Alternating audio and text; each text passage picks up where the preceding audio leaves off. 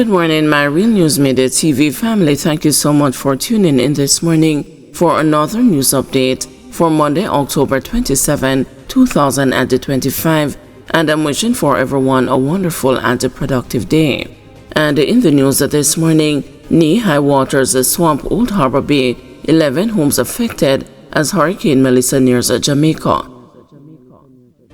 At least 11 premises in Old Harbor Bay, St. Catherine, were flooded on Sunday after a storm surge associated with the approaching Category 4 Hurricane Melissa brought knee-high water into sections of the community, prompting the activation of the Japan International Cooperation Agency Early Warning System.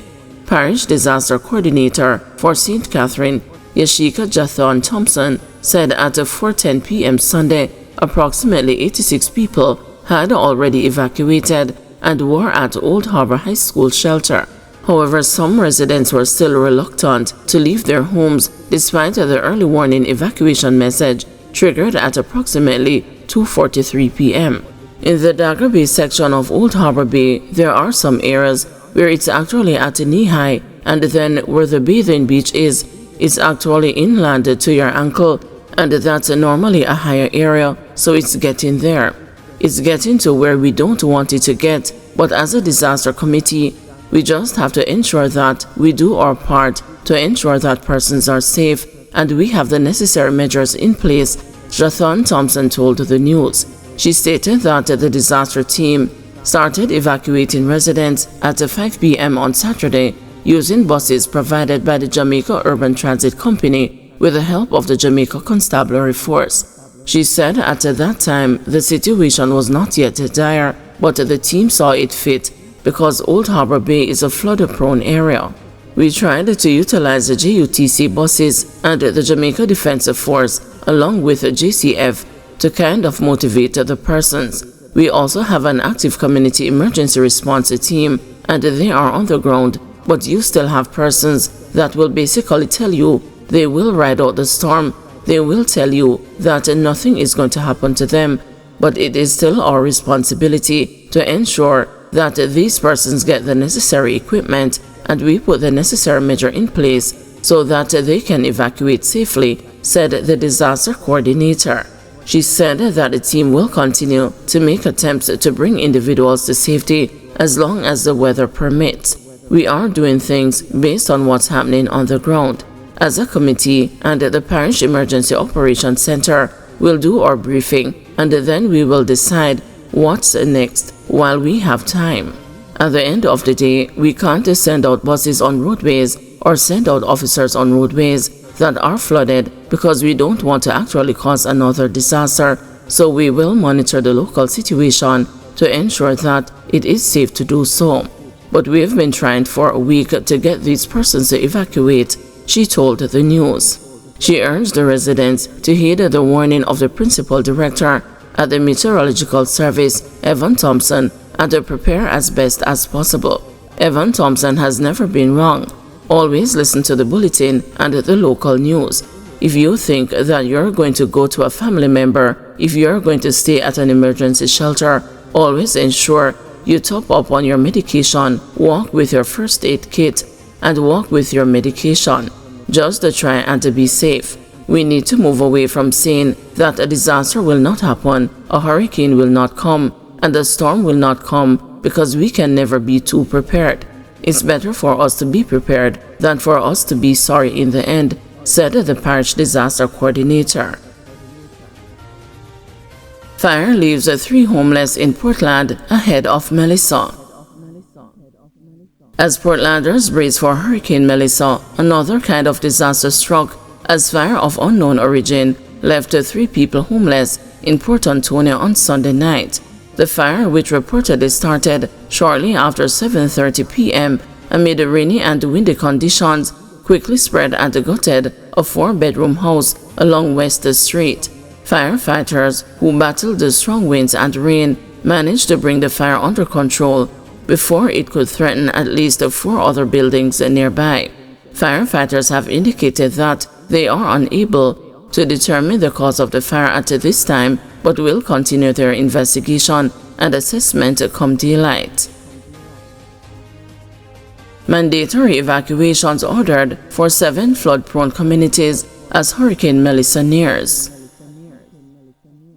Prime Minister Andrew Holness on Sunday ordered the immediate evacuation of several vulnerable communities across Jamaica as Hurricane Melissa bears down on the island with life-threatening rain and winds. The order was issued under the Disaster Risk Management Act. The order covers the following areas: Port Royal Kingston, Portland Cottage Clarendon, Rocky Point Clarendon, Old Harbour Bay St. Catherine, Taylorland Bull Bay St. Andrew, New Haven St. Andrew, and Riverton City in St. Andrew. The order takes effect immediately and requires all persons in the specified areas to evacuate to ensure their safety, a statement said. Holness acted on advice from the Office of Disaster Preparedness and Emergency Management.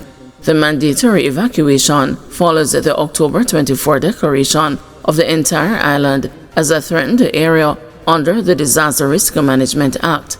That declaration empowers the government to implement precautionary and protective measures to safeguard lives, property, and critical infrastructure. The evacuation order remains in force for as long as the declaration of threatened area order remains in force. According to the Meteorological Service, Hurricane Melissa is expected to pass directly over Jamaica on Monday night or Tuesday morning, bringing sustained winds of 145 miles per hour or 230 kilometers per hour and up to 30 inches or 760 millimeters of rainfall in some areas. Life-threatening storm surges of 9 to 13 feet are anticipated along the south coast, particularly near Port Royal, Old Harbour Bay, and Rocky Point. Authorities warn that widespread flooding and landslides are likely, especially in low-lying and flood-prone areas. Earlier Sunday, Minister of Local Government Desmond McKenzie urged the residents in low-lying and flood-prone areas to evacuate immediately. Speaking ahead of the storm, he warned that many communities may not survive the expected flooding. It is going to be impossible for us, after all the attempts that we have been making, for us to say to our first responders, go out and risk your life, McKenzie said.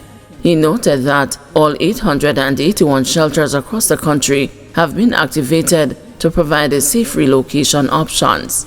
Transport Minister Darrell Vaz said the state-owned bus company received 4 evacuation calls since Saturday, but he lamented that there have been a low makeup in some vulnerable communities. He said residents in Flagaman in coastal St. Elizabeth have refused to board the buses. He said only 10 persons left on a bus that was sent to Old Harbour Bay in St. Catherine. He said it's a similar low take-up in Port Royal and Raytown fishing communities in Kingston. We have deployed our resources and are awaiting board. We actually have buses on spot, now parked, waiting to evacuate, and the response is not there, he said at the news conference.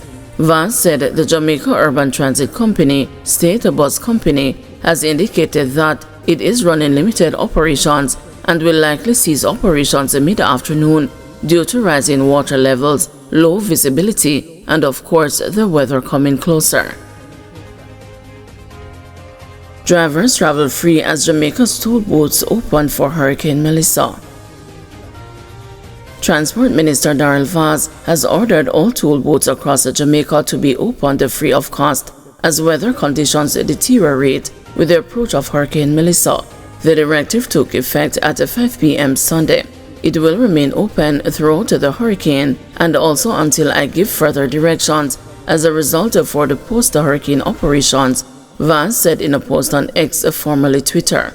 On Saturday, Vaz said he had already signed the order, was awaiting further updates on the weather condition to bring it into effect.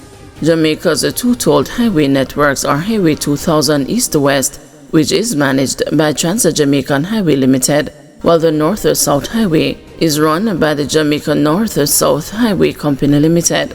The Meteorological Service of Jamaica, in its 5 p.m. bulletin, reported that Hurricane Melissa has threatened again, with maximum sustained winds increasing to near 230 kilometers per hour or 145 miles per hour.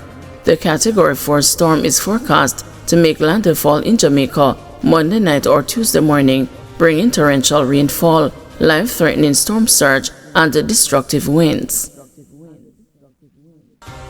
Guys, thanks for watching. Please join us this afternoon at 2 p.m. for another news update.